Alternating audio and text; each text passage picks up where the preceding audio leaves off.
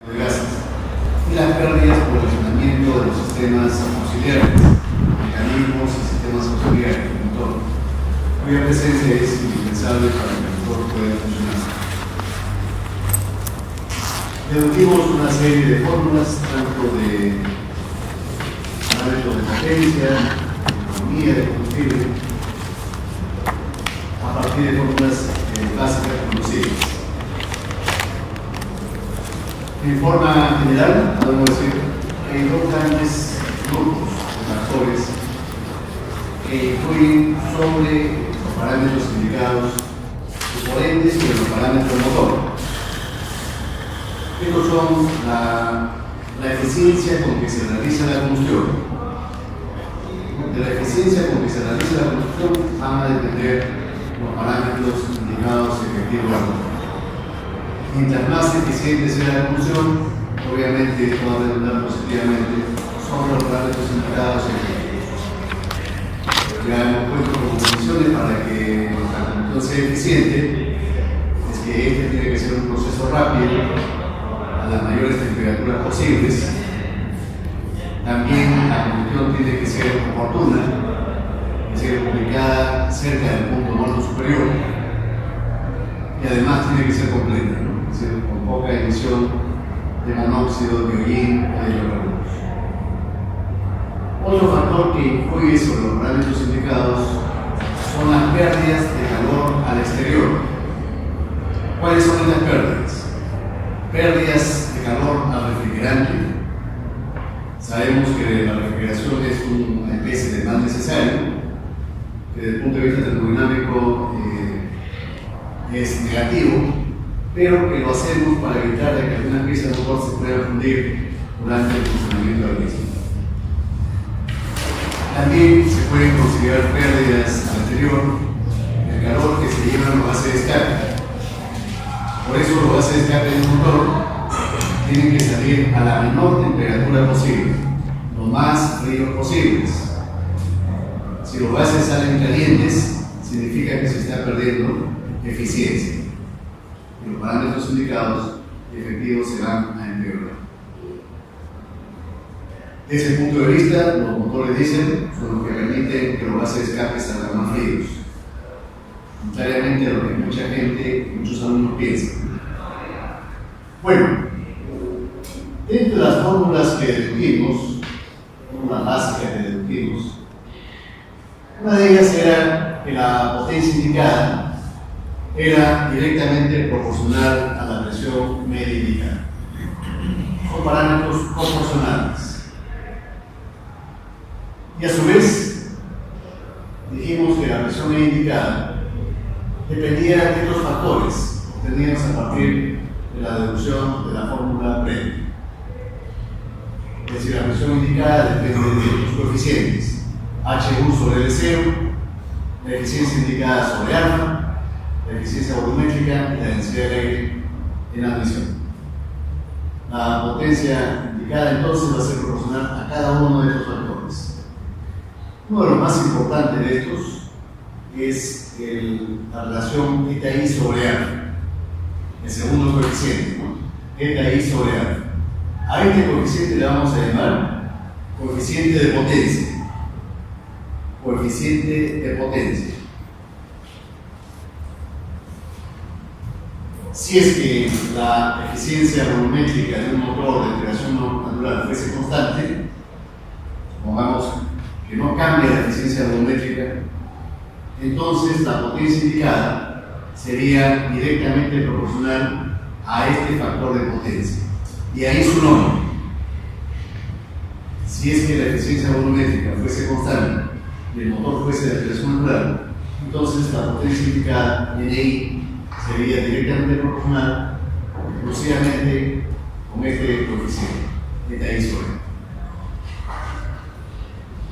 Ahora, no solamente los parámetros son de potencia, los parámetros indicados no solamente son de potencia, también hay parámetros indicados de economía de combustible. Básicamente hay dos parámetros que son inversamente proporcionales: el consumo específico, que es su I, es decir, la cantidad de gramos de combustible que se consume, para producir 1 kWh de energía. Y el otro parámetro que es inversamente proporcional a GSUI es la eficiencia indicada. Esta eficiencia nos indica el perfeccionamiento, ¿no?, de la transformación de calor en trabajo. Eso es lo que habíamos visto en la clase pasada. Ahora vamos a ver la influencia de 5 de los más importantes factores que influyen sobre estos parámetros indicados. No son los únicos, son 5 de los más importantes. Los demás, es decir, lo que vamos a establecer ahora es una especie de metodología, por darle un nombre, la clase de relación a la metodología, para deducir cómo influye cada uno de estos parámetros que vamos a estudiar con respecto a la presión indicada y con respecto a la eficiencia indicada. ¿De acuerdo? Entonces vamos a comenzar con la influencia de alfa, del coeficiente de exceso de E. ¿Cómo influye alfa sobre los parámetros de potencia y sobre los parámetros de economía y un motor? Pero sabemos que los rangos de alfa son diferentes para los motores HE y para los motores diésel. Para los motores HE, el valor de alfa fluctúa alrededor de 1, ¿no?, salvo que el motor sea de inyección directa de gasolina. Pero en los motores convencionales HE, alfa fluctúa alrededor de 1. Nunca nos alejamos mucho de la unidad. Mientras que en los motores diésel siempre trabajamos con exceso de aire. A medida que nosotros bajamos la carga, la mezcla se empobrece y alfa puede llegar a valores tan altos como 4, 5, 6 y en algunos motores eléctricos incluso más, a bajas cargas. Y a altas cargas, los motores diésel tienen valores de alfa entre 1,35 y 1,6, por decir. Ese es el valor mínimo de alfa para el motor diésel. Entonces los rangos son diferentes definitivamente y por eso el análisis tenemos que hacerlo también por separado.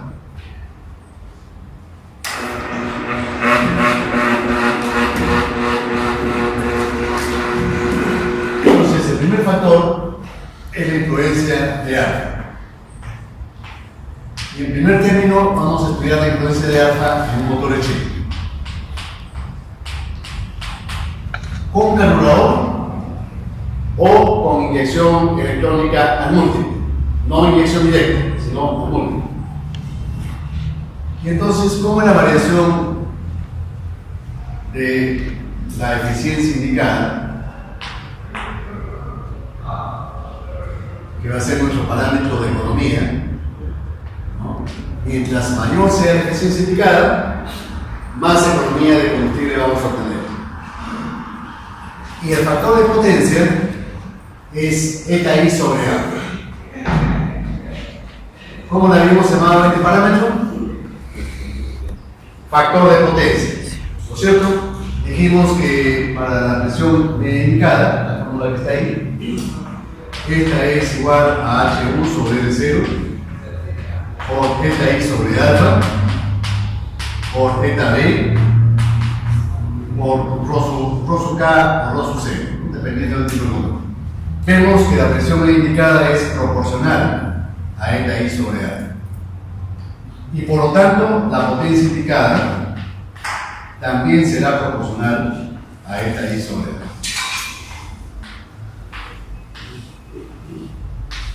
Por eso que recibe el nombre de factor de potencia. Como referencia vamos a utilizar el valor de alfa igual a 1. Mezcla estequiométrica, en promedio.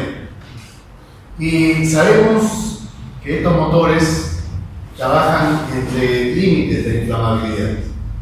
Hay un límite superior y un límite inferior. El límite superior nos está indicando la mezcla más rica que todavía puede haber. Es alfa del límite superior de inflamabilidad, la mezcla más rica. ¿Ese valor cuánto vale? Todo esto ya es práctica. Toda la teoría la hemos dictado previamente en los procesos, en los estudios de los procesos. Esto es aplicación de lo que ya hemos visto. No son aspectos nuevos. ¿Cuánto vale el límite superior de inflamabilidad para gasolinas? 0,6 a 0,7, dependiendo del motor. Y el límite inferior, alfa del límite inferior de inflamabilidad, está entre 1,2 y 1,3. También sabemos que la máxima potencia para estos motores se logra con mezclas ligeramente ricas. Cuando alfa tiene valores de cuánto. ¿Con qué valores de alfa tiene que ayudarme mejor para que la clase sea? ¿Con qué valores de alfa se obtienen las máximas potencias? De 0,85 a 0,95. Entonces, la curva de eta I sobre alfa, más o menos de esta forma.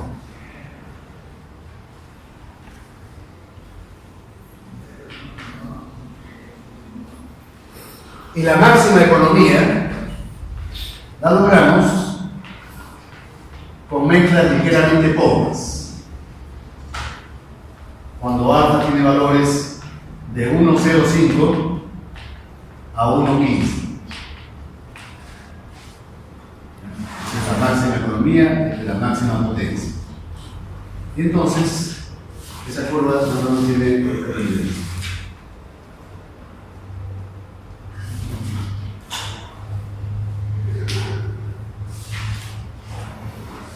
Este es ZI. Este es ZI solo.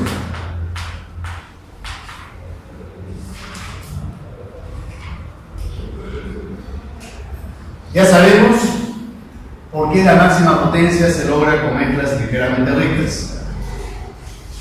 Eso ocurre porque la velocidad del frente de llama se maximiza cuando alfa adquiere estos valores. Es decir, el frente de llama se mueve más rápido, lo que es sinónimo de que se quema más rápido el combustible. Si el combustible se quema más rápido, la potencia del motor se incrementa. Entonces, cuando queramos obtener la máxima potencia, en estos motores hay que enriquecer ligeramente la mezcla. Lamentablemente. ¿Por qué digo lamentablemente? Porque parte de la combustión va a ser incompleta, de todas maneras. Y esa combustión incompleta se va a traducir en monóxido de carbono. El motor va a contaminar y su funcionamiento no va a ser el más económico. Ahora, la mayor parte del tiempo, lo que yo voy a preferir es obtener la máxima economía. ¿No es cierto? La máxima economía en este punto. La cual obtengo con mezclas ligeramente pobres. ¿Y por qué con ligeramente pobres? ¿Por qué se cumple eso? Porque cuando hay un pequeño exceso de aire, eso me garantiza una suficiente combustión completa. Me garantiza el exceso de aire, pequeña cantidad de exceso de aire, me garantiza la suficiente combustión completa. Nunca es completa en absoluto. Siempre la combustión, por cuestiones de tiempo, ya sabemos que tenemos milésimas de segundo para que se realice todo el proceso de combustión, es imposible siempre de que la combustión sea completa totalmente. Pero acá tenemos un nivel aceptable, con una relativa alta velocidad de frente de llama. La pregunta es, ¿por qué la eficiencia comienza a disminuir si yo aumento el alfa? ¿La mayor presencia de aire no sería más garantía de que la combustión va a ser más completa todavía? Sí, la combustión va a ser más completa. Va a haber menos monóxido en base de escape. Pero, vean ustedes que la velocidad del frente de llama comienza a bajar. Notablemente, la combustión se hace lenta. Ya sabemos que cuando la combustión combustión es lenta, se traslada a la carrera de expansión. Y ahí las condiciones de mayor volumen hacen que la temperatura descienda. El descenso de la temperatura también es porque estamos calentando el exceso de aire. El exceso de aire no participa de la combustión, solamente absorbe calor. Y finalmente esos gases hay que eliminarlos en el escape, sin que hayan participado de la combustión. Solamente han servido como garantía de que la combustión sea más completa. ¿De acuerdo? Entonces, de preferencia, el motor debería trabajar la mayor parte del tiempo en este diapasón de velocidad, de altas, en este rango de anchura.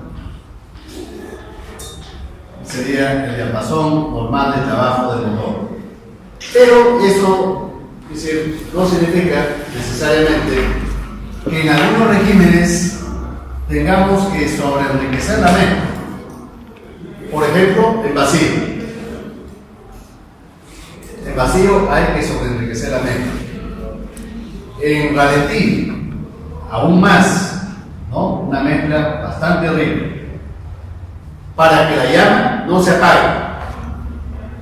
Solamente para el efecto de que la llama no se apague. Y también podríamos trabajar en la zona más pobre, ¿no? Pero eso nos va a imponer la necesidad de tener un sistema de encendido más potente. ¿No? Para poder quemar mezclas pobres son las más difíciles de encender. Las mezclas pobres son las más difíciles de encender. Requieren de un sistema de encendido más potente. Si tuviésemos ese sistema de encendido potente, entonces no hay ningún inconveniente, como los motores de inyección directa de gasolina. En el motor diésel tendremos que hacer otro gráfico porque el rango de variación de alfa es diferente. Sabemos que los motores siempre trabajan con exceso de aire, con alfas mayores que 1, es decir, siempre a la derecha. Y entonces, si nosotros queremos obtener economía de combustible, ¿qué cosa es lo que hacemos? Empobrecemos paulatinamente la mezcla. La vamos empobreciendo hasta alcanzar el máximo empobrecimiento efectivo. El máximo empobrecimiento efectivo. Donde alfa, en ese punto de máximo empobrecimiento efectivo, donde alcanzamos la máxima eficiencia indicada, alfa puede tener valores de 2,5 a 3,5, dependiendo del tipo de motor.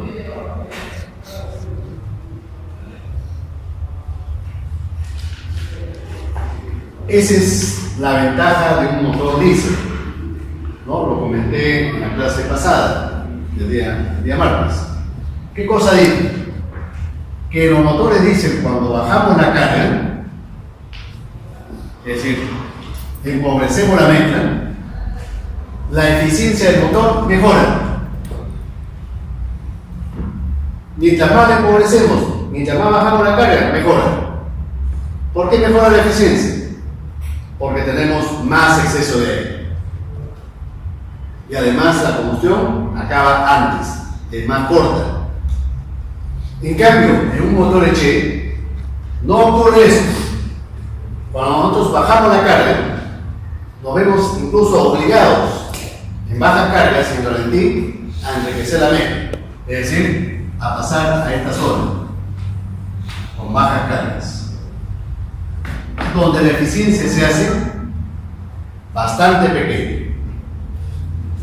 Ya sabemos que un motor Eche, para bajar la carga hay que cerrar la mariposa. Y al cerrar la mariposa tiene una serie de consecuencias negativas. Se estrangula la mezcla, baja la presión de compresión, esto a su vez hace que la chispa sea más débil, baja la temperatura de compresión, que en los motores diésel hace que el combustible se autoencienda con más dificultad. la combustión se hace más lenta en el motor Leché e intermitente, la cámara, el coeficiente de gases residuales se empeora. Entonces, esa es la notable ventaja de un motor diésel. Ahora, si yo dibujara cómo cambia el factor de potencia, el factor de potencia más o menos tiene esta tendencia.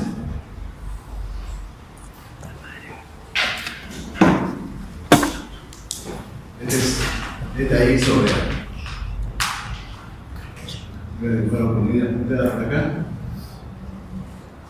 Y el alfa nominal del motor, es decir, el alfa que tiene el motor en su máxima potencia, el alfa que tiene el motor en su máxima potencia, vamos a llamarle alfa nominal. ¿Cuánto vale? De 1.35 hasta 1.6, dependiendo del tipo de motor. En los motores pequeños, 1.35, en los motores más grandes, 1.5, 1.6. Ahora, del gráfico del factor de potencia, automáticamente surge una pregunta. ¿Por qué yo no enriquezco un poquito más la mezcla? Enriquezco más la mezcla para que el factor de potencia y la potencia indicada se incrementen. ¿No es cierto? ¿Se entiende la pregunta? ¿Por qué no enriquezco un poco más acá? Para que yo obtenga la máxima potencia indicada.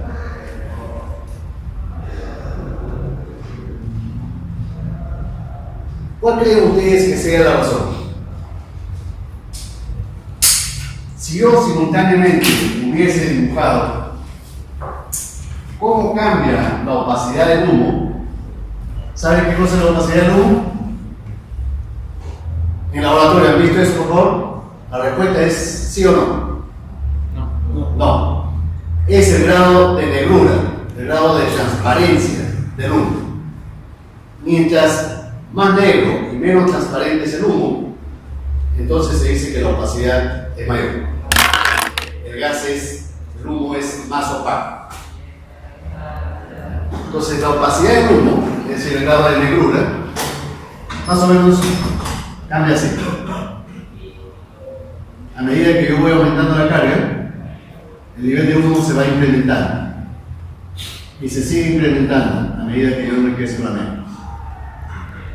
Esta es la opacidad del humo.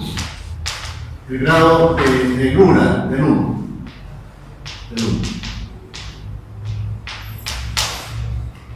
Pero las leyes de cada país no me permiten que el motor humee cuando yo quiera. Todos los países tienen su propia legislación que establece un máximo permisible. Por ejemplo, este nivel. Este es el límite de humos. Le vamos a llamar límite de humo. Ese es el máximo nivel de humo que me permite la ley de mi país. De acá de Perú. ¿No es cierto? Y vean ustedes que esto me va a determinar otro alfa. A ese alfa le voy a llamar alfa del límite de humos. Yo sé que yo no puedo enriquecer la mezcla en esta zona. Esta zona es prohibida. El motor no puede trabajar con un alfa que se ubique en esta zona. Por cuestiones de ecología, por cuestiones de humo. Pero ustedes rápidamente me podrían decir, pero el alfa del límite de humos está acá, en este punto. Y al motor lo estamos haciendo trabajar con un alfa mayor. ¿Cuál es la razón? La ley me permite que yo pueda enriquecer la mezcla hasta este punto. Esto me permite la ley. Hasta ahí yo podría trabajar. Sin embargo, el alfa nominal es mayor que el alfa del límite de humos. ¿Por qué creen ustedes que ocurre eso?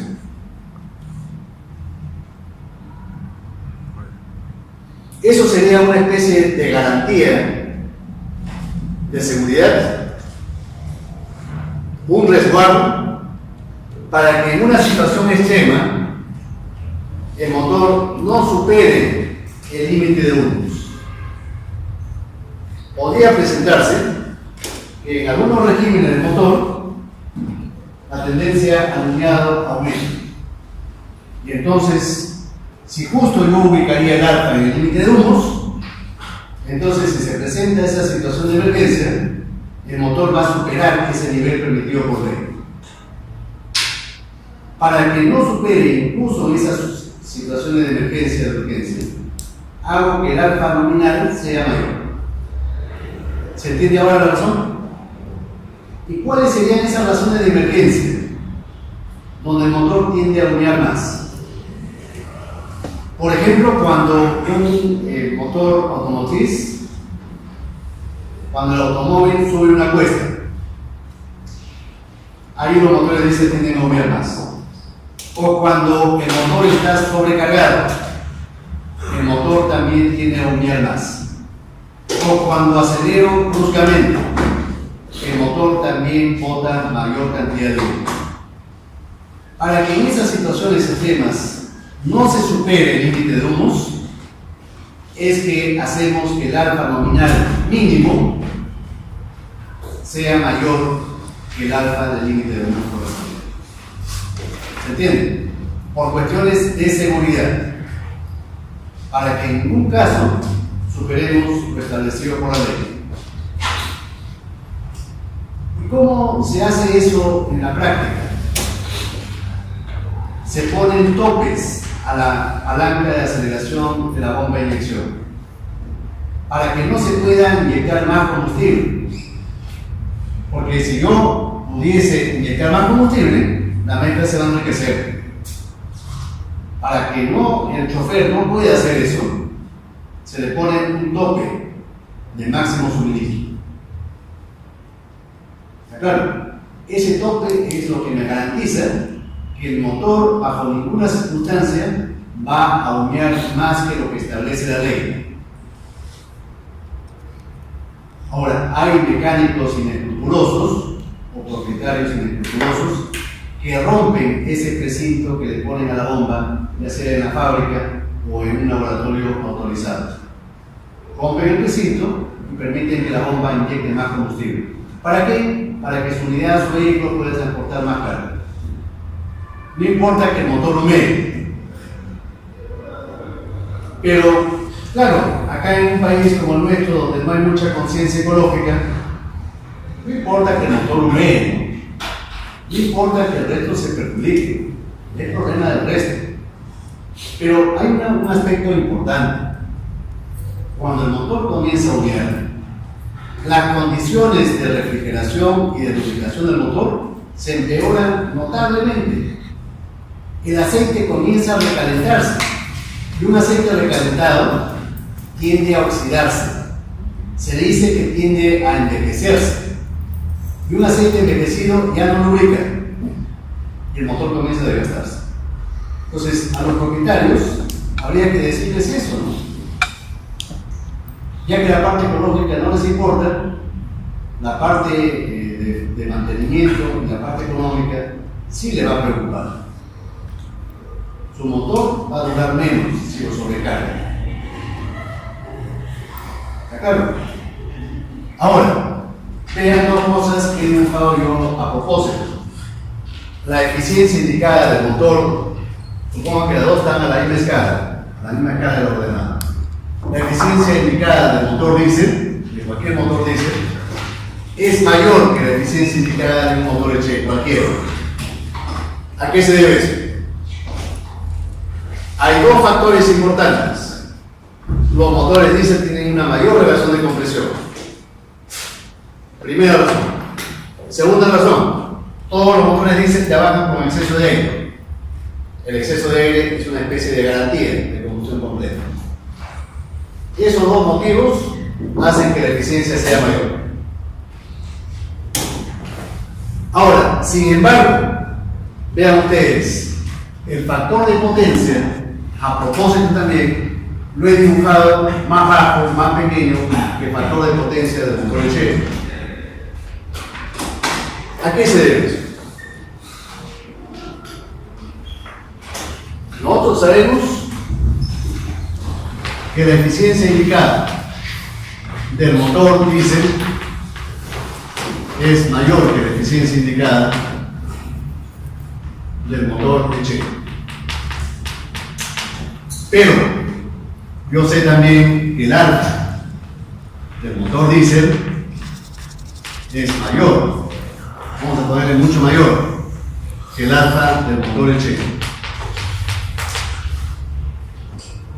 Cuando yo divida eta I sobre alfa, este mayor valor del coeficiente del diésel va a hacer que el coeficiente de potencia disminuya drásticamente.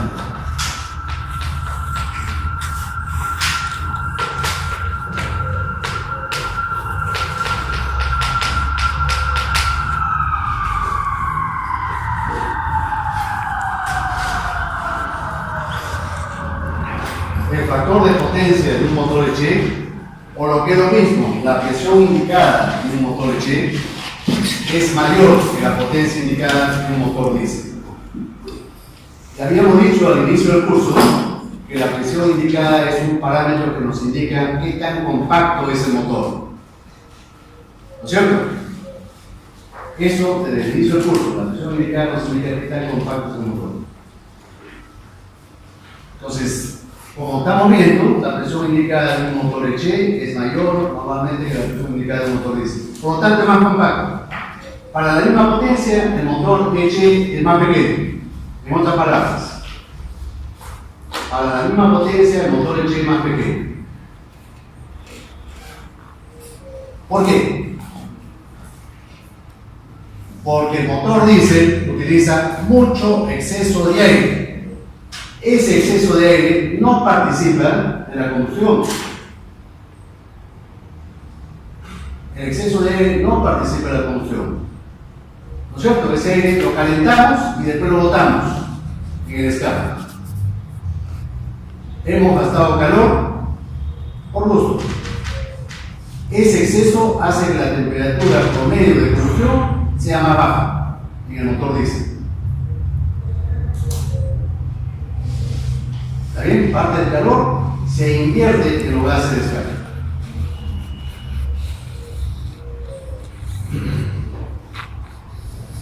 Otro factor. 2.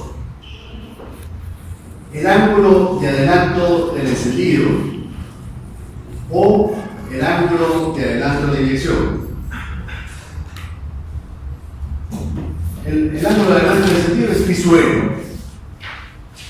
Y el ángulo de adelanto de inyección, phi sub I. Uno es para el motor Eche, el otro es para el motor diésel.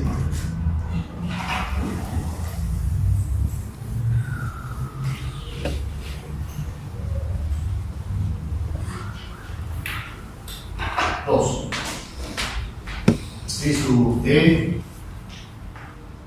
o phi sub I. Este es para el motor Eche, este es para el motor diésel. Sabemos que este parámetro es un parámetro de regulación, un parámetro susceptible de ser cambiado a discreción por el usuario o por el mecánico. Podemos cambiar dentro de ciertos rangos, por supuesto. ¿Y para qué lo cambiamos? ¿Por qué regulamos este ángulo? ¿Cuál es el objetivo? Para que el proceso de combustión quede centrado con respecto al punto muerto superior. ¿Qué cosa habíamos dicho con respecto al centrado de la combustión? Para que la parte fundamental de la combustión se realice cerca del punto muerto superior. Eso era centrar a la combustión, ¿no es cierto? Y es por eso que en el motor Eche era importante que la segunda fase, la fase de la combustión principal, se ubique simétricamente con respecto al punto muerto superior. Simétricamente estoy indicando que la mitad de esa fase se realice antes del punto muerto superior y la otra mitad después. Y en el motor diésel, este centrado implica centrar la primera fase de la combustión. ¿Cuál era la primera fase? La fase de la combustión rápida.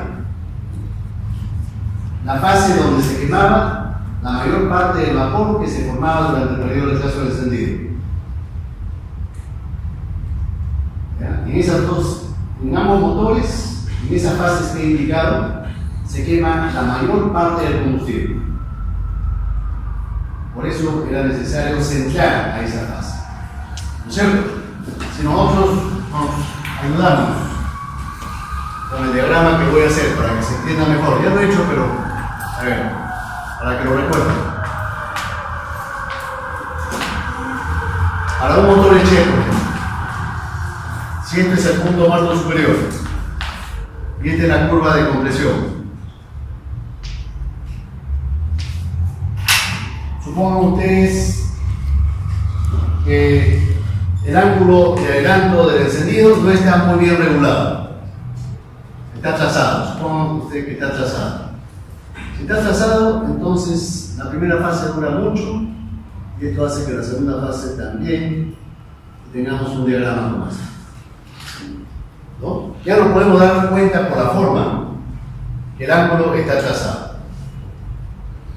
Que este ángulo de acá, ¿cómo debemos llamar este ángulo? Phi de PZ. ¿Cuánto debería ser el valor óptimo? ¿Cuánto? 8. ¿Qué es? ¿O más?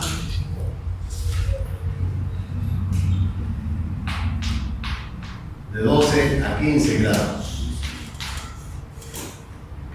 No 8, sino de 12 a 15. Después del punto muerto superior. Pero acá supongamos que sea pues mucho más, que sea 25 grados. Tenemos que reubicar a la combustión. ¿Cómo lo hacemos? Cambiando el ángulo de encendido. Hay que adelantar. Y cuando adelantamos, ¿qué ocurre? ¿Qué va a ocurrir si lo adelantamos el ángulo? Entonces vamos a tener esto de acá. Una mejora significativa.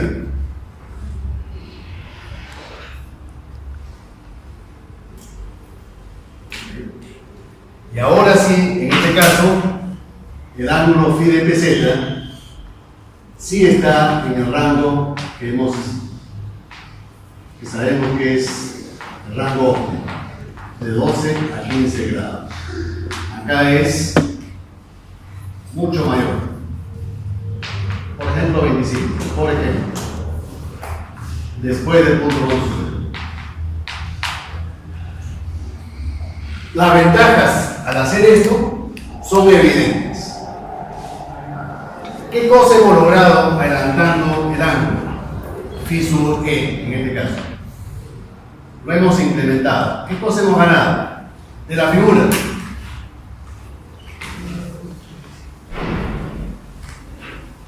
Solamente observando la figura.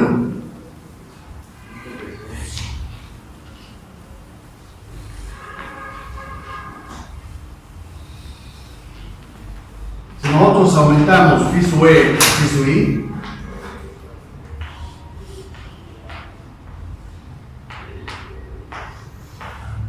esto aumenta, hay una serie de consecuencias.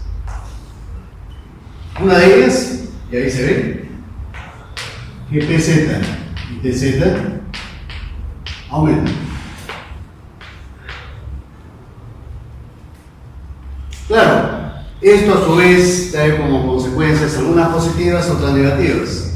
Esto significa mayores esfuerzos mecánicos y técnicos mayores, ¿no? las mayores temperaturas de todas maneras van a implicar mayores emisiones de NOx. La mayor presión y la mayor temperatura puede significar que un motor eche mayor tendencia a la detonación. Yo no puedo excederme, ¿no? Porque si no puede aparecer la detonación. O puede aparecer la otra anomalía. ¿Cuál era la otra anomalía de la combustión? Eché autoencendido prematuro. ¿No? Autoencendido prematuro.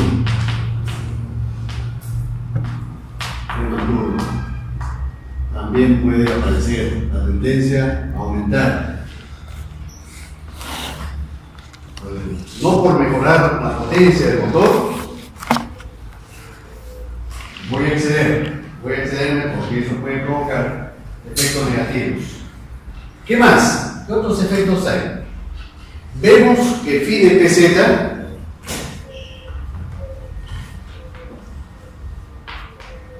ha disminuido. Phi de pz ha disminuido. Sabemos que esto es conveniente siempre y cuando no nos excedamos. Sabemos que el valor óptimo, ¿cuánto vale? Lo que hemos puesto ahí, valor óptimo. De 12 a 15 grados como referencia. Si yo me excedo, ¿qué puede ocurrir?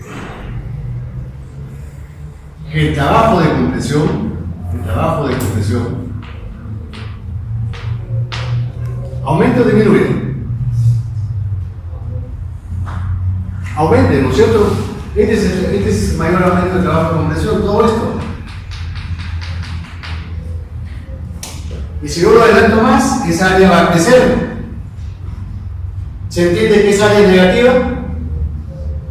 Esta área es negativa. Esto va a crecer y el efecto es negativo. Pero no solamente crece el trabajo de compresión, sino puede crecer tanto las temperaturas en esta zona que las pérdidas de calor al refrigerante pueden aumentar excesivamente. Las piezas del motor van a estar muy calientes y por lo tanto se va a transferir más calor al refrigerante. El sistema de refrigeración se va a sobrecalentar. ¿Eso es bueno o es malo?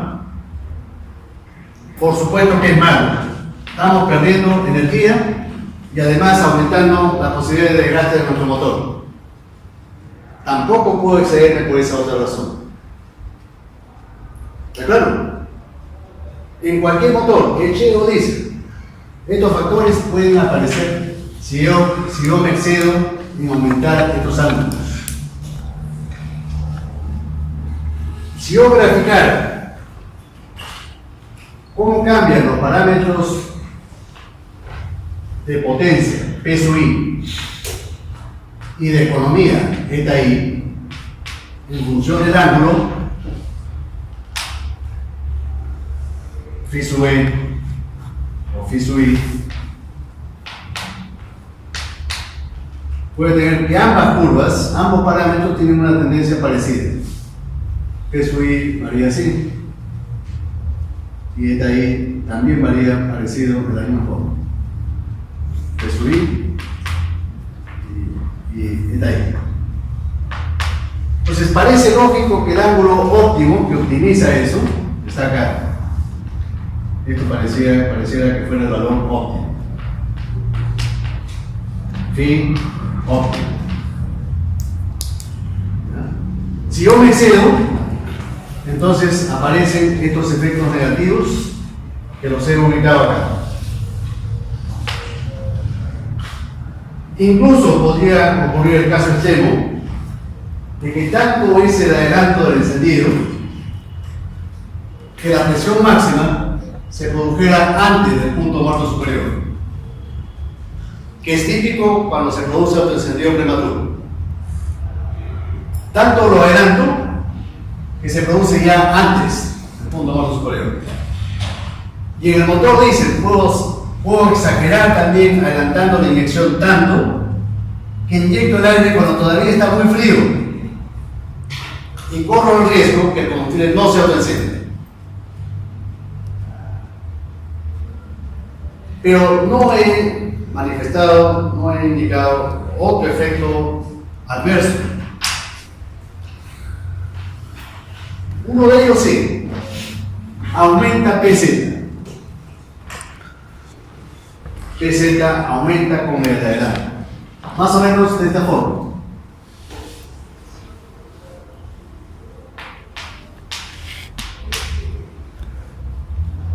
Pero no solamente aumenta PZ, aumenta la rigidez. La rigidez se crece más rápido todavía. La rigidez promedio.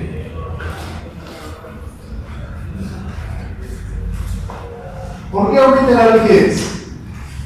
En el motor dicen, ¿por qué aumenta la rigidez cuando yo aumento el adelanto de la inyección? Porque cuando yo adelanto la inyección, estoy inyectando en aire más frío.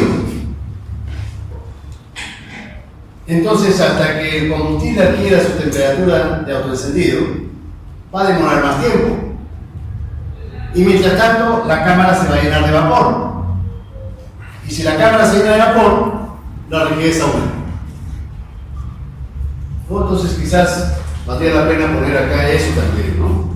La rigidez va a aumentar.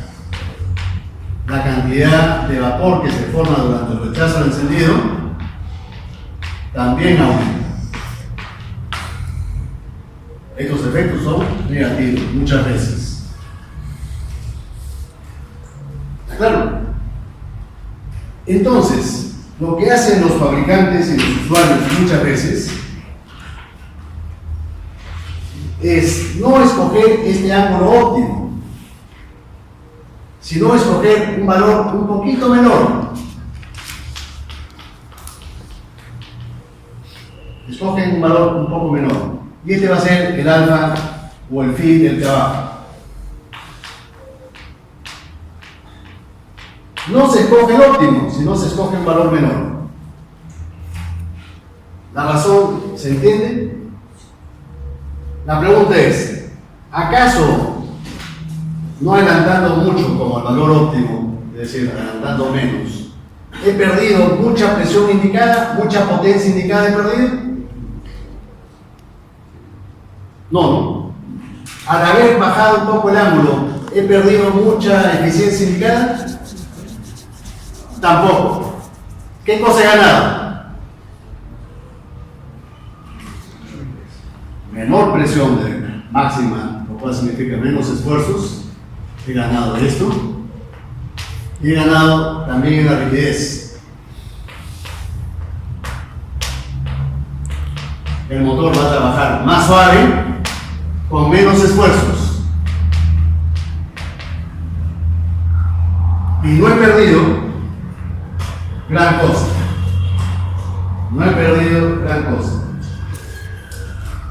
La disminución de T sub I y delta I son mínimos.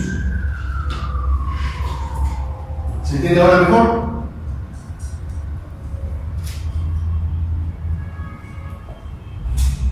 Otro factor. La relación de compresión, éxito.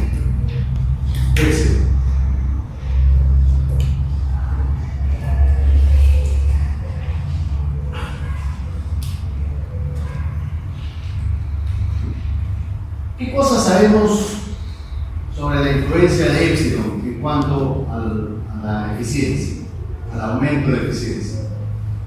Ya en los ciclos teóricos, e incluso ustedes en su curso de termodinámica habían visto esa relación. Aumenta la relación de compresión del motor y aumenta la eficiencia indicada y la eficiencia termodinámica del mismo. ¿No es cierto?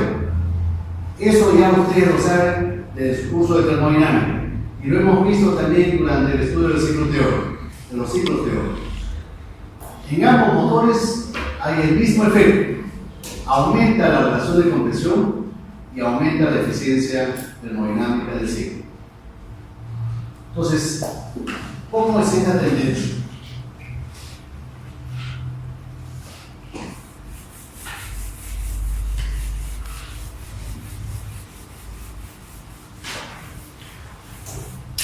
3. Epsilon. Entonces, esta tendencia, si un gráfico, cómo cambia la eficiencia indicada en función de epsilon. Para los motores Eche es una curva cóncava hacia abajo. Este es para los motores Eche. Y para los motores Diesel, más o menos es esta tendencia.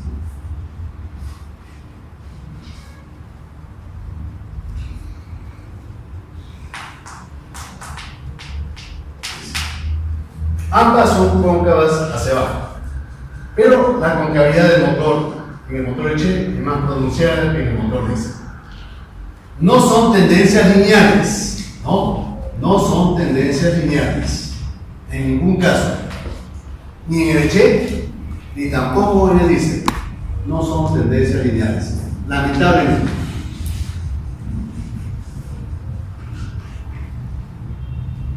Ahora, si nosotros lo analizamos a partir de lo que hemos estudiado en la combustión, vamos ahora a explicarnos por qué ocurre eso.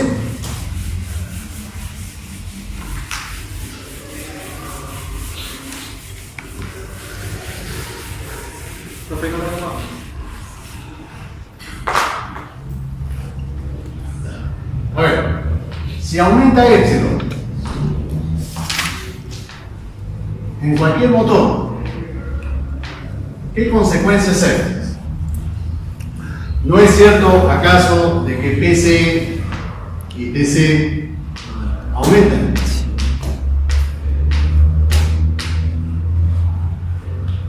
En el motor Eche, este aumento de PC significa una chispa más potente.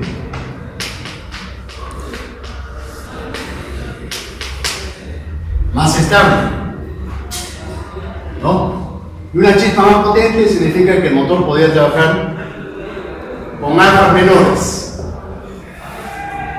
Con alfas menores. Los motores de mayor relación de compresión amplían los límites de inflamabilidad. Amplían los límites de inflamabilidad del combustible. En el motor diésel se produce un autoencendido más ¿qué?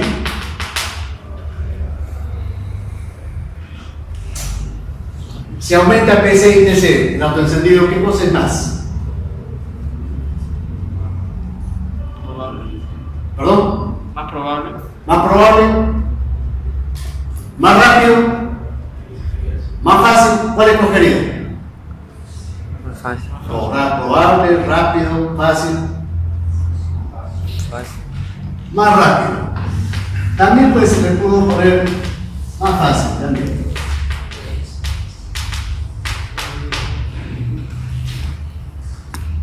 Ya sabemos que el autoencendido más rápido provoca un trabajo más suave del motor, más silencioso, con menos ruido. Entonces eso permite la mayor relación de compresión. Pero también al aumentar PC y TC, aumentan PZ y TZ.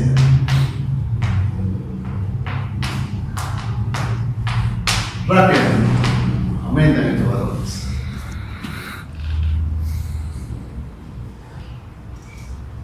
La combustión en el motor Eche, Teta 1 y Teta 2, se vuelven más rápidas esas fases. La combustión es más rápida.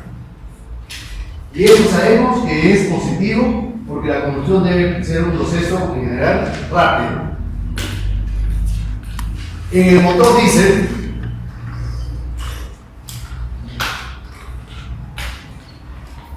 lo que disminuye es el periodo de rechazo. Esto también lo pude haber puesto aquí. Teta I menor. Y si teta I es menor, ¿qué cosa le pasa al sigma I vapor? ¿Recuerdan qué cosa era el sigma I vapor? la fracción de combustible que se vaporizaba durante el periodo de rechazo. ¿Qué le ocurre a este sigma I vapor?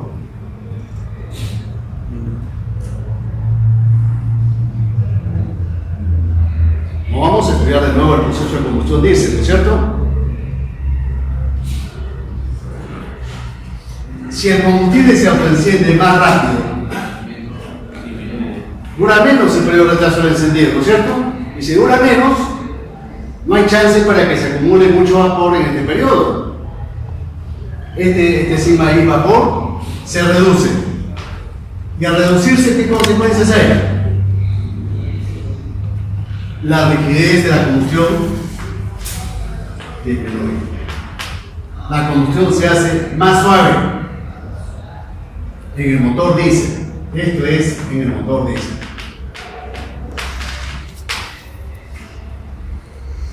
A pesar de que PZ es mayor, la combustión se hace más suave, más silenciosa, menos ruidosa.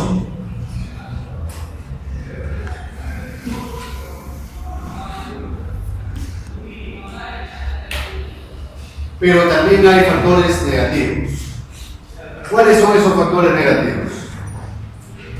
Crece el trabajo negativo de conversión. Es negativo. Todo lo anterior es positivo. Y también crece la pérdida de calor hacia el refrigerante, puesto que están aumentando las temperaturas máximas de combustión. Se pierde más. Esto tiene un efecto también negativo.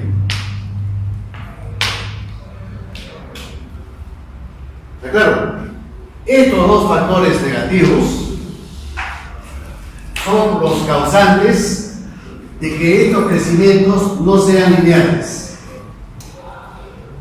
Esos dos factores son los causantes de que se pierda la linealidad.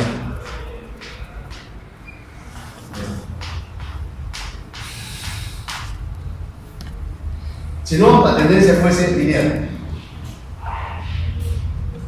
Ahora, en los motores Eche, los fabricantes de motores Eche comúnmente utilizan este recurso para aumentar la eficiencia del motor, para que sus motores sean más económicos y más potentes. Utilizan con mucha frecuencia este recurso, aumentar esta I. Y se ve, ¿no?, hasta la actualidad. En los años 90, por ejemplo, la relación de compresión de los motores tenía valores de 9.2, 9.3, 9.4. Y se pensó que ahí estaba el límite para utilizar gasolina. Pero en la actualidad ya tenemos motores Eche que trabajan hasta con 11,5 con gasolina. Y si utilizamos GLP o GLB, pueden trabajar con mayores relaciones de compresión. 12, 13. Valores propios de motores diésel. En cambio, para motores diésel, no ocurre eso. Los fabricantes de motores diésel no utilizan ese recurso. Ellos no intentan aumentar Epsilon para aumentar la eficiencia. ¿Qué cosa escogen? Escogen otros medios. ¿Cuáles, por ejemplo? Lo hemos visto hace poco con la inyección Common Rail, ¿no es cierto? Aumentar la presión de inyección, por ejemplo, es un medio para mejorar la pulverización del combustible y que este desarrolle más potencia, con más economía. Los fabricantes también mejoran así continuamente la aerodinámica en los ductos de admisión y escape. La aerodinámica, disminuir las pérdidas en estos ductos. Otra forma, optimizar la forma de la cámara para que la llama sea más rápida, para que la combustión sea más rápida, más completa. Otro medio de fabricantes utilizan la sobrealimentación. ¿Está claro? Los fabricantes de motores diésel no utilizan este recurso de Epsilon. ¿Por qué? Porque vean ustedes el magro aumento de la eficiencia cuando aumentamos Epsilon. En el motor Eche sí es mucho más atractivo utilizar este método. acuerdo?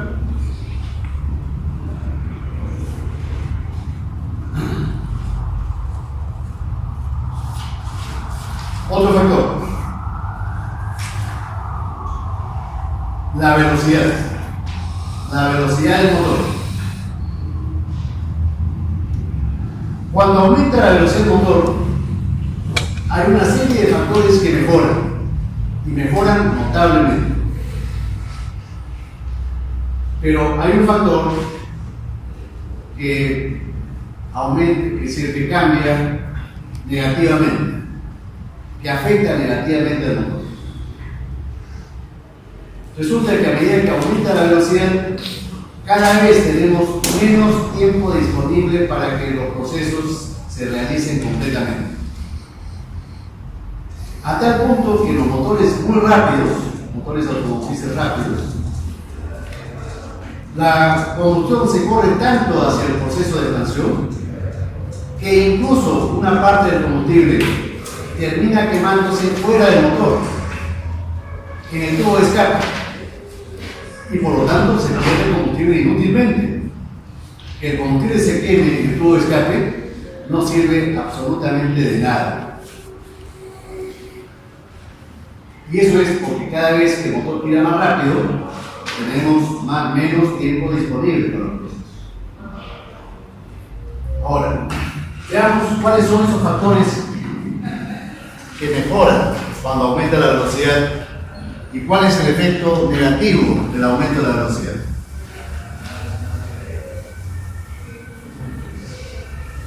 ¿Cuáles son los factores positivos si aumenta la velocidad? Este es el cuarto factor. ¿Cuáles son los factores positivos? Hay varios. El más importante es la turbulencia del aire o de la mezcla. Si la velocidad aumenta, la turbulencia aumenta proporcionalmente. Y si aumenta la turbulencia, ¿cuáles son los efectos de este factor? Primeramente, el combustible se va a vaporizar más rápido. Vaporización más rápida. ¿Qué más?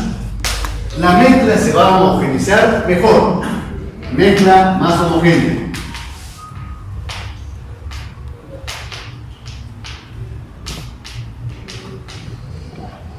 Más homogénea. Obviamente que estos son factores positivos, ¿no?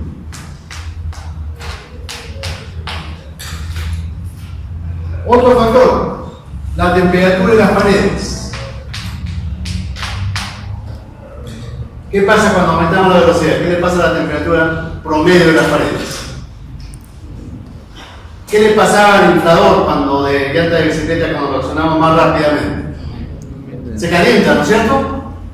Al motor le pasa exactamente igual. El trabajo del motor se vuelve más adiabático, entre comillas. El motor no es adiabático, entre comillas lo que pone.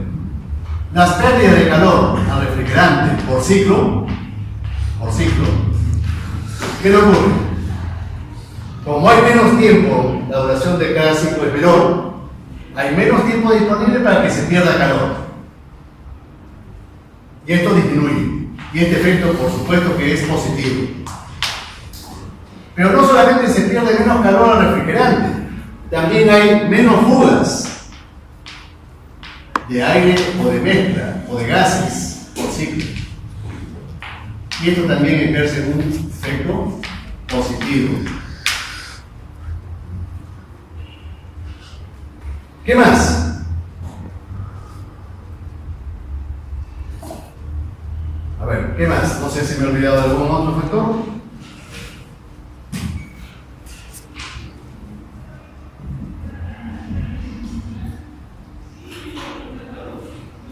Bueno, aquí he puesto que el periodo de rechazo del encendido,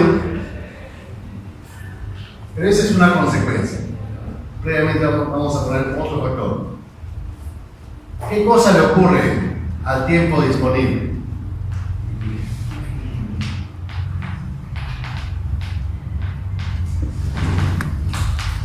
Disminuye, ¿no es cierto? en forma inversamente proporcional a la velocidad. Este factor es negativo completamente. Cada vez tenemos menos tiempo para que se realicen los procesos y el ciclo en general. Si bien es cierto que cuando aumentamos la velocidad y gracias a la mayor turbulencia se logra acelerar la fase de la combustión, es decir, la combustión, si la expresamos en unidades de tiempo, en milisegundos, se acelera un poco y disminuye la duración de la combustión. Pero esta disminución es insuficiente para compensar la mucho menor disponibilidad que tenemos. Se acelera, dura menos la combustión, pero no lo suficiente. No se logra compensar totalmente la menor disponibilidad que tenemos. A tal punto que los motores muy rápidos, parte de la combustión, hay la posibilidad de que se realice fuera del cilindro, en el tubo de escape. En los motores lentos sí nos alcanza el tiempo, pero en los motores muy rápidos ya no es suficiente esta aceleración del proceso de combustión. Y esto va a provocar que si yo expreso la duración de la combustión en ángulo, en grados, esto aumente ligeramente. Esto tiene un efecto negativo. ¿Por qué? Porque un diagrama BFI, cuando aumente la velocidad, el diagrama se va a correr hacia la carrera de expansión. ¿Eso es bueno o es malo? Que el diagrama de combustión se traslade hacia la expansión, ¿es bueno o es malo? Malo. A ver, no los veo muy seguros. O el tono de voz.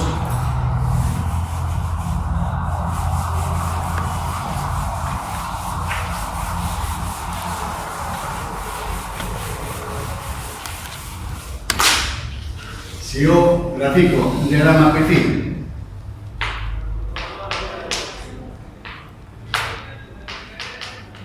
para un mismo motor, supongamos que inicialmente está trabajando a una baja velocidad. Entonces, la curva de combustión sería esta de aquí.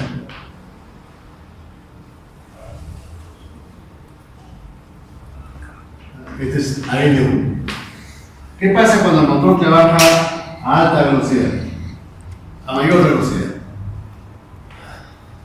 Si yo no cambio el ángulo de adelanto del encendido o de la inyección, por ejemplo, fijo I, entonces va a significar que el periodo de retraso va a aumentar en grados.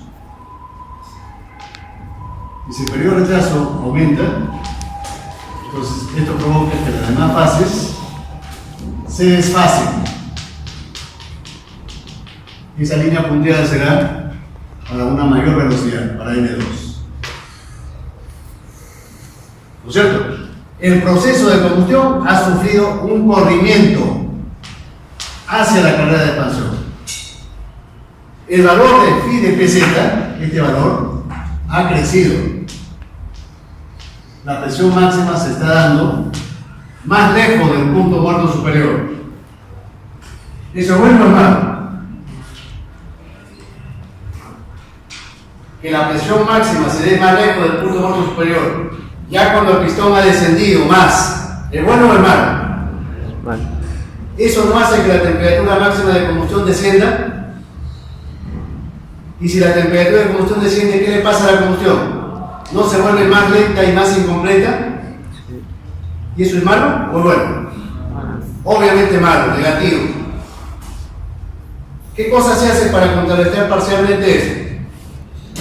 A los motores se les dota de un mecanismo corrector que corrija el ángulo de adelanto del encendido o de la inyección. ¿No es cierto? En los motores de Che es un regulador centrífugo que está ubicado en el distribuidor. Ese mecanismo hace que la chispa salte antes si la velocidad aumenta. Y en un motor dice qué cosa hay. Un mecanismo llamado variador de avance. ¿No es cierto? Se llama variador de avance. En las bombas lineales es un mecanismo centrífugo. En las bombas rotativas era un mecanismo hidráulico. Eso lo dije hace muy poco. Con esos mecanismos nosotros adelantamos la inyección para que nuevamente la combustión quede más o menos centrada con respecto al punto muerto superior. Para que quede centrada.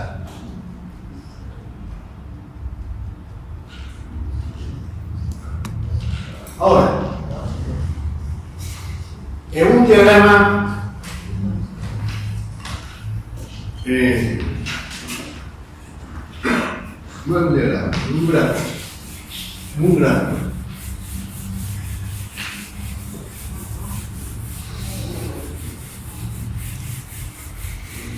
Para el motor dice, por ejemplo, para el motor dice,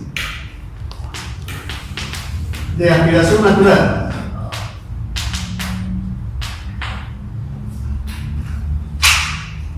Si nosotros graficamos cómo cambia la presión indicada, peso I, y cómo cambia el factor de potencia, el factor de economía, I, en función de N.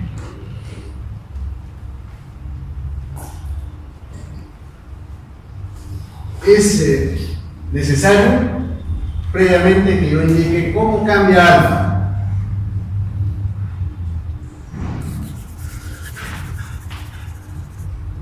En los motores diésel de aplicación natural es común que el alfa, la mezcla, se vaya enriqueciendo ligeramente a medida que la velocidad aumenta. Esta tendencia se debe exclusivamente al diseño de la bomba. El fabricante a propósito hizo que la mezcla se enriqueciera ligeramente, un poquito ligeramente, a medida que la velocidad fuese aumentando, para que el motor tenga cada vez más potencia. Ahora, si yo grafico la eficiencia indicada,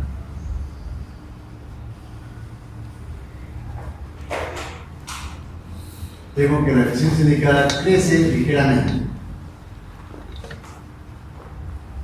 Y solamente a muy alta velocidad comienza a bajar. La pregunta es, ¿cómo es que la potencia, la eficiencia indicada aumenta si es que yo estoy enriqueciendo la mezcla? Enriquecer la mezcla es sinónimo de combustión incompleta. ¿Cómo es que la eficiencia indicada mejora si es que yo enriquezco la mezcla? ¿Cuáles son los factores que contrarrestan el efecto negativo de enriquecer la mezcla? ¿Esos factores estarán escritos en la pizarra? Ya escucho, hay uno por lo menos, ¿no? La turbulencia. Todos esos factores, los primeros factores son positivos, los dos primeros. Aumenta la turbulencia, aumenta la temperatura de las paredes, ¿no? La vaporización del combustible se produce más rápido. El autoencendido es más rápido. Eso hace que, a pesar de que la mezcla se enriquece ligeramente, la eficiencia indicada mejora. Pero vean ustedes que a altas velocidades la eficiencia indicada comienza a bajar, lamentablemente. ¿Por qué baja? Tendrá que haber aparecido algún factor que a alta velocidad tenga un efecto negativo sobre la combustión. ¿Estará escrito en la pizarra ese factor negativo? La disponibilidad del tiempo. A altas velocidades hay poco tiempo disponible. Por más que la combustión se acelera, no es suficiente como para que se complete totalmente. Incluso en los motores muy rápidos, ya mencioné el peligro que hay, que la combustión se realiza fuera del motor. Solamente en los motores grandes, ¿no?, podemos tener la garantía de que la combustión se va a realizar íntegramente dentro del motor. Motores grandes, dentro, ¿no?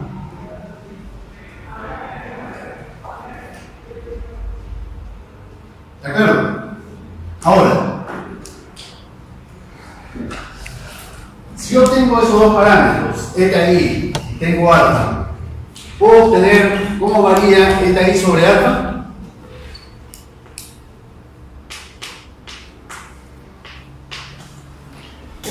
Por supuesto que sí, ¿no? Veo que eta i crece y alfa disminuye ligeramente.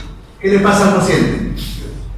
Crece más rápido que eta i. Crece un poquito más rápido que eta i.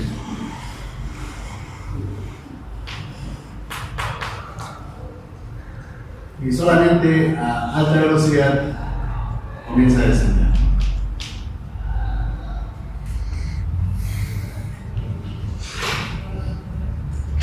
Para un motor de aspiración natural, ¿qué cosa tenemos?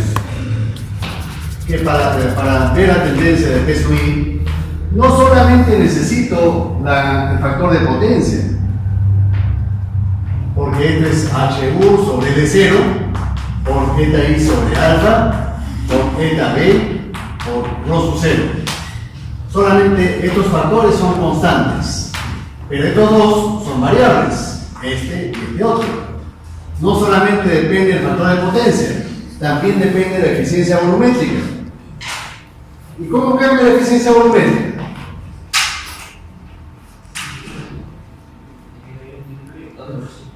Al principio, a baja velocidad crece un poquito y después desciende. Rápidamente. Entonces tenemos la influencia de este factor y de este otro.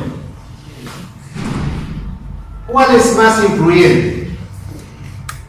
¿Cuál varía más? La eficiencia volumétrica. El factor de potencia aumenta, pero muy ligeramente. En cambio, la eficiencia volumétrica sí cambia significativamente. Y no es, por eso es lógico pensar que la curva de la presión indicada se va a parecer mucho más a la tendencia de eta i que a la tendencia del factor de potencia. ¿No es cierto? Y entonces, si yo dibujo la presión indicada,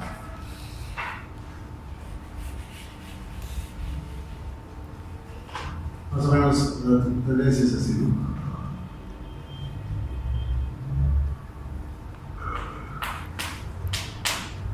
El máximo valor se ha corrido un poquito a la derecha, ¿no? El máximo valor del peso I se ha corrido un poquito con respecto al valor del máximo valor de eta B. ¿Por qué? Si este factor de potencia hubiese sido constante en una horizontal, entonces los máximos coincidirían en la misma vertical.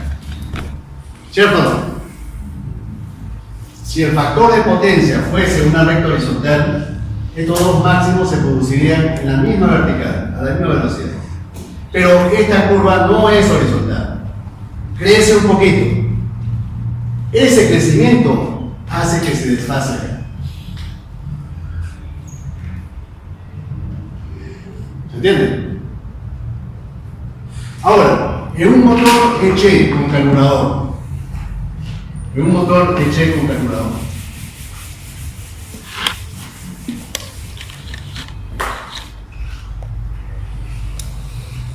es el motor Eche con carburador? Alfa, bueno, los fabricantes de carburadores y de motores hacen que la tendencia sea casi horizontal o que ligeramente aumente, ¿no? Como mejoran las condiciones de mezcla, puede aumentar un poquito más. Pero básicamente es horizontal. Ahora, la eficiencia indicada también crece por los mismos factores que hemos indicado acá. Crece ligeramente eta I. Solamente a altas velocidades baja un poquito.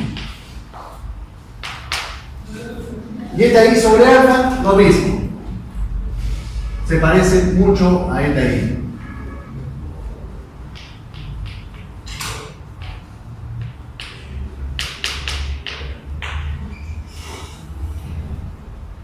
La explicación de peso I es exactamente como el motor dice.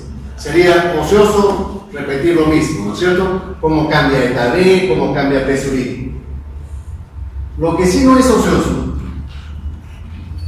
es cuando el motor diésel es sobrealimentado.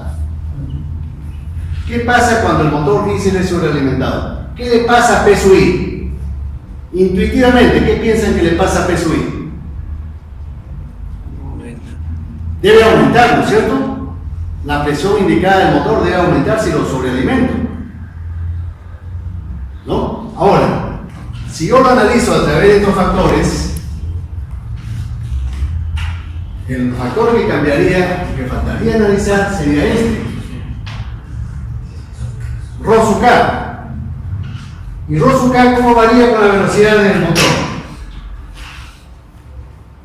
No es constante. ¿Cómo cambia Rho sub K? Aumenta ligeramente, o no ligeramente, a veces apreciablemente. Es Rho sub K. A bajas velocidades puede ser que el aumento sea pequeño, pero después va creciendo rápidamente. Rho sub K. Y entonces, para determinar la tendencia de P sub I, tengo que analizar también cómo cambia Rho sub K. ¿Y cuál es la influencia de Rho sub K sobre P sub I? ¿Cómo cambiará esta curva, en otras palabras? ¿Cómo creen que cambia? Cualitativamente. ¿Creen que suba la curva? Sí. ¿Creen ustedes que el máximo se desplace hacia la derecha? También. ¿Por qué? Más velocidad, más Rho sub K. Además sabemos, de hace mucho tiempo atrás, de que los turbocompresores son eficientes, altamente eficientes a altas velocidades. Comienza a notarse el aumento de Rho sub K, sobre todo a altas velocidades. Y eso va a hacer que esta curva tenga esta tendencia.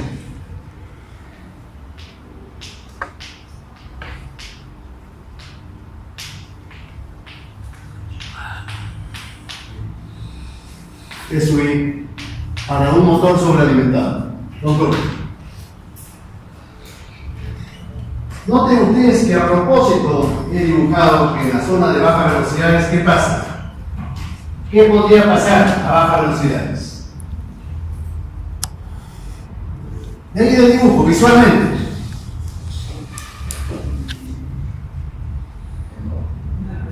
Podría ser menor. En un motor sobrealimentado podría ser menor. Es razonable y es concordante con lo que he explicado en teoría. No había mencionado antes de que a bajas velocidades, incluso los rodetes, los árabes de las turbinas y del compresor, en vez de facilitar, sirven como obstáculos. Entonces, podría ocurrir que el P sub I de un motor sobrealimentado a bajas velocidades sea menor. Eso se va a traducir en que el motor está chancho. ¿Han escuchado ese término? Chancho. Con baja aceleración, bajo pique. Piso el acelerador y no me responde el motor.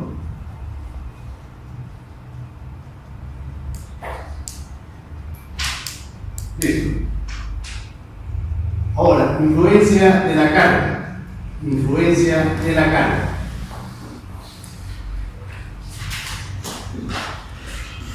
Cuando analizamos la influencia de la carga, ya saben ustedes que tenemos que desdoblar el análisis. El análisis en dos partes. Uno para los motores Schiff y otro análisis aparte para el motor diésel.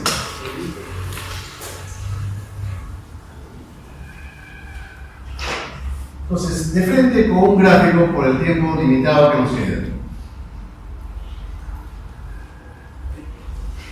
A la carga, a la abscisa, voy a poner potencia en kilowatts. Otras personas, otros autores también pueden poner P sub E. ¿Qué cosa es P sub E? Presión efectiva. presión efectiva. Así como hay presión indicada, también hay presión efectiva. El término es análogo, por completo. Y también otros autores utilizan porcentaje de carga. ¿Qué cosa es el porcentaje de carga? Es un cociente, la potencia efectiva de un régimen cualquiera, con respecto a la potencia nominal máxima, multiplicada por 5. Este es el porcentaje de carga.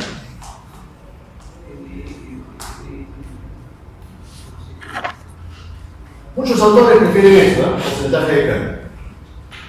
Entonces, ¿cómo cambian los parámetros de potencia y de economía? Primeramente, como vimos ahí, tenemos que ver cómo cambia alfa.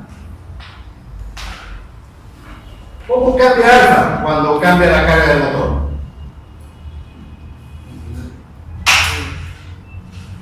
Y mejor voy a hacer uso de las diapositivas para que el tiempo me pueda alcanzar.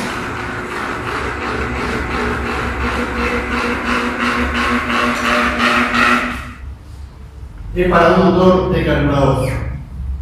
¿Cómo cambia? Vean ustedes, para cargas altas, cercanas a la nominal, el alfa es menor que 1. Menor que 1. Para cargas cercanas a la nominal. Para cargas medias, el alfa es ligeramente mayor que 1. Hasta 1.15, 1.2. Y para cargas pequeñas, nuevamente enriquezco la mezcla.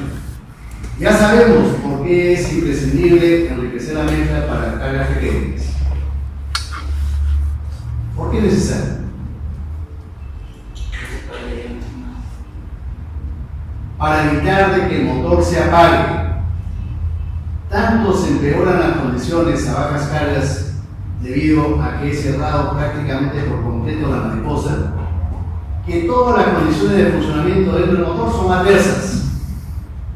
Por ejemplo, la cámara se ha llenado de gases residuales, el gamma R